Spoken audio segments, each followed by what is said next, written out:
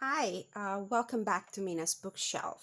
A few days ago, I tried to do an energy check-in reading, a general reading for the month of September, and somehow what we got was a very specific love and relationships reading instead. So today I'm going to try it again with the decks that I intended to use to make a general love, energy, and relationship check-in for the month of September, what's left of it, and part of the month of October, and see if by any chance the message the universe wants to get through is finally going to be a general energy, which could include um, your well-being, any particular highlights and things that universe wants us to know. So for this, I'm going to use the Roots and Wings Oracle deck by Kat Riles for a first catalyst message. Then I'm going to use the Botan Tarot, which would be this one, for the spread, for a love spread. And then I'm going to use the Foxfire, the Kitsune Oracle by Lucy Cavendish for final guidance and advice. All right, so we're going to start the usual spread that I use for the love and relationships reading. And by relationship, I mean every sort of relationship dynamic. It could be with your partner, with your romantic interest. It could be with friends, family members, co-workers, entourage of people you normally interact with. So we're gonna get a card for the general energy for the month of September, what's left of it, and beginning of October for our relationships. What is the general energy? I'm going to use my Cupid's Arrow love and relationship spreads, but any other kind of message might come through. Consider what the universe decided to do despite my intentions the last time that I did a general reading. So what is the general energy? So this one, humility. All right, so I do see meek sheeps here grazing the pastures. There's a bright shining sun, so I do feel like the sun shines, sorry, on humble people. Humility makes me think of also of acts of service in towards people that matter to you. It could be your community, your work environment, your family, your group of friends. Humility. Now let's read from the guidebook what the creator of the deck intends by humility. So she writes, accept that you don't know everything. There is room to learn, room to grow, room to let others bring their strength into your life. So I already have the feeling that this is actually not going to be specifically a love relationships reading. It is about relationship, but probably of a different, maybe not romantic kind. On the bottom of the deck, just to have an idea of the underlying energy, there's the Father card. The Father card is the divine masculine. This could be the authority, figure of authority in your environment. This could be a person older than you, wiser than you. It could be an actual father, a father figure, somebody that has this role in your life. Interesting. All right, so we're going to go with the tarot, with the Botan tarot. And the first question about relationships, what lesson of love or what lesson in relationships did we have to learn over the past month? Oops, there's the Queen of Cups that keeps coming out. Queen of Cups and Ten of Cups. Okay, these two cards fell out, and I'm gonna take them. Well, I do see here a person that is emotionally open, very nurturing, um,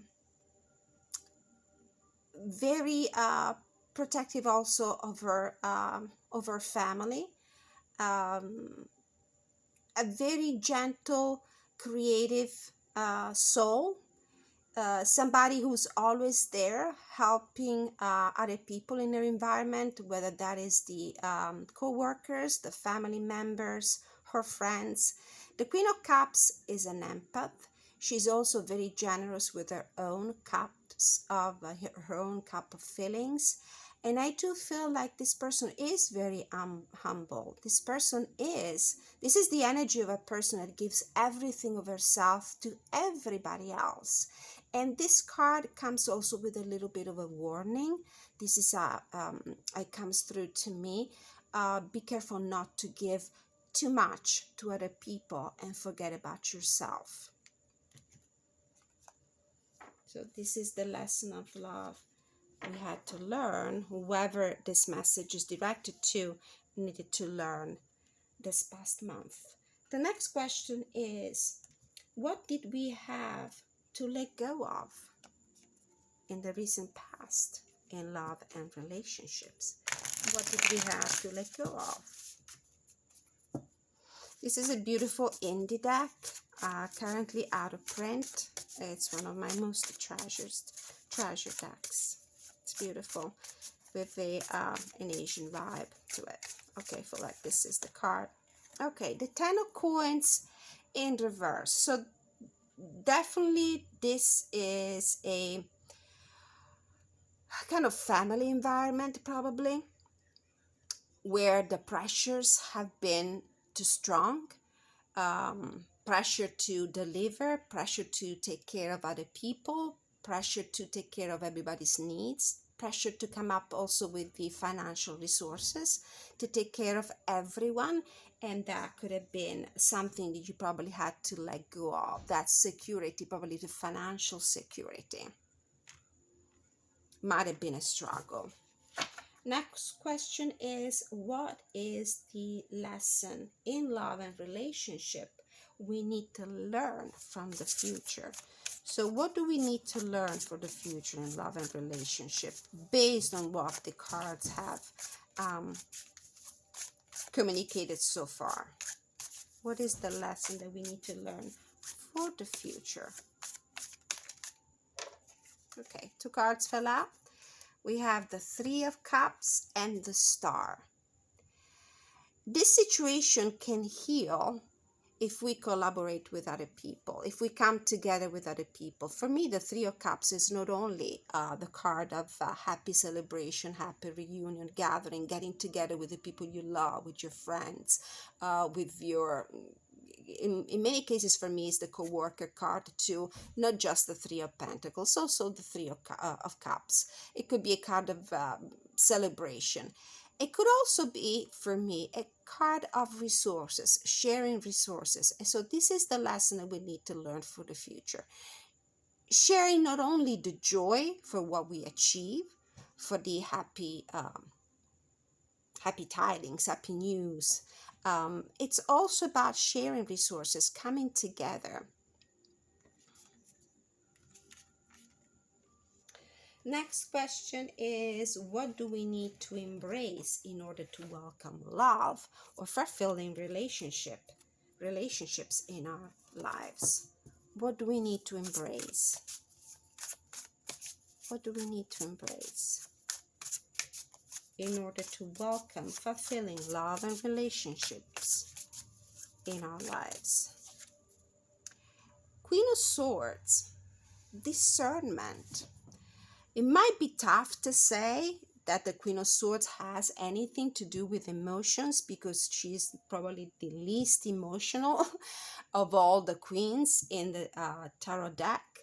But I do feel that this card means And we need to embrace our ability to be discerning, the ability to say no when probably we are asked to give too much of ourselves, and we're not going to be able to be left with anything emotionally, mentally, spiritually, materially too, considering the 10 of coins in reverse. Probably we have been giving too much and it's time to say no. And that is not an act of cruelty towards the people that are asking for our help or are in need of our help, but it's also a way to protect ourselves. We're not going to be of any use to you, to man or beast, if we do not have our tank, energetic tank, filled. So we need to embrace our discerning nature. And the advice, the general advice that we can get from the tarot about love and relationships for what's left of the month of September and beginning of October is, what is the general advice? Ace of Swords. Be very clear in your communication. Don't be afraid to say no, no now. I wish I could, but I cannot right now. I need more time. I'll be with you later. I'll help you when I can. So for me, this is the card of self-expression. Don't be afraid to say exactly how you feel about a situation. You might have to say no sometimes. Possible outcome for what's left of the month of September and October in love and relationships. Spirit guides from the pure white light. What is the possible outcome? Okay, this one wants to be seen. Four of Cups. This is definitely a moment where we need to sit down, get some peace within us, and also create some boundaries. For me, the Four of Cups is also a card of boundary.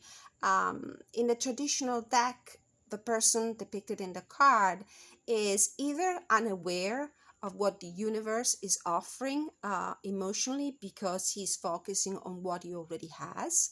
It could be also a card of rejection and refusal. We do have what we need. We don't need anything else. So it could be, for me, a situation in which we might really set some boundaries and stop looking elsewhere, but look at what we do already have to fulfill our emotional needs. Bottom of the deck, the Six of Coins. This is the card of giving, sometimes giving more than we receive, which is, I think, the underlying energy here, especially with this Queen of Cups, 10 of Cups, and 10 of Coins in reverse. The Queen of Cups gives too much of herself, really, sometimes way too much, forgetting her own self, forgetting her own needs. Material in this case, as far as I see, not only emotional. So as you see, we got a, like, let's say, a general reading out of a love and relationship reading. Now, from the Lucy Cavendish Kitsune Oracle deck, I'm going to pull the card just for final guidance, and we will read the message from the guidebook. I love Lucy Cavendish writings. I find them always very insightful and poignant, and I do love reading from the guidebook when it comes to her oracle deck. So what is the guidance that we need to receive in love and relationships throughout the month of September and beginning of October, in light of what the universe has delivered, conveyed so far in this message? So what is the guidance we need to receive, Spirit? What is the guidance we need to receive? This one. The Garden of the Night. All right, so we see this person is in almost in a state of meditation, very peaceful meditation, with the moon highlighted here in the night sky. Resembles the Four of Cups in some ways. Try to find peace within with what you have. It's emotional peace. So let's see from the guidebook. Bottom of the deck, the gift of connection. Just for those of you who like to look at the bottom of the deck for underlying energies. This is card number 20.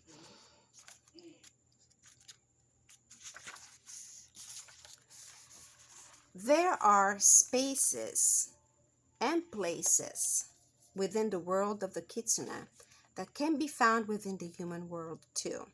One of the most magical places of all is a place where we can connect with moonlight in a world that is no longer lit brightly but gleaming with silver, the same as it is during our waking hours, yet entirely different because of the gift of moonlight. When this card comes to you, you are being asked to look at a situation, person, or concern from a very different perspective and to allow yourself the space to contemplate it at a quiet time in solitude under the silver light of the moon. This is why we got the Four of Cups at the bottom of the deck. If we read this card if we read the numerological energy, the number 4 is the card of stability. The cups is the suit of emotion. So it's about stability of emotion. How do we reach that state of internal state? It's by contemplation, meditation, isolation sometimes. We have to reject that fourth cup because we need to focus on what we have. We need to focus on the 3 cups we have to make sure that we reach that emotional state of peace and quietude. Within this space, there will be imaginative new ways to approach any difficulties, and your inventiveness and ability to dream into being a new approach will be a great help during the daylight hours, which so often belong to the world of work, of family, of others. In these in-between times, guided by the moonlight, you will not only be able to solve the problem before you, but you will have time alone to rediscover aspects of your soul that cannot seem to be fully expressed at this time during the day. At night, there is another you, another part of your identity which can be explored and in time allowed to flourish. For you are the gardener of your own soul, and you will tend to what needs to grow within the moonlight hours and allow it in time to come forth into the light of day and become more integrated into the everyday aspects of your world. For now, find this space and place and be illuminated with the silver light of imagination and infinite possibility. Let your imagination, creativity, dreams, and wonder all feed you into your waking life's project. Let the moonlight and the sunlight intertwine and create magic. All right, what a beautiful message. So you need to tend to your soul garden. It really is time right now. And that might entail having to say no for once, even to the people that matter the most to you, because the responsibilities and the burden and the chores, whether they are actual chores or even just having to devote your mind entirely to other people's needs and wishes might become really draining. You are an extremely humble person. You do give everything, and sometimes I feel like whoever needs to receive this message, you might have been probably too meek also, unable to put your foot down and draw a line in the sand, set some boundaries. With the 4 of Cups on the bottom of the decks, I feel like it is time to draw those boundaries. Okay, my cat is approaching the table. He wants to be part of the reading. Not right now, Max. Thank you. All right, I hope this message was of any use for anybody out there who will stumble on my reading. And until I see you next time, many blessings.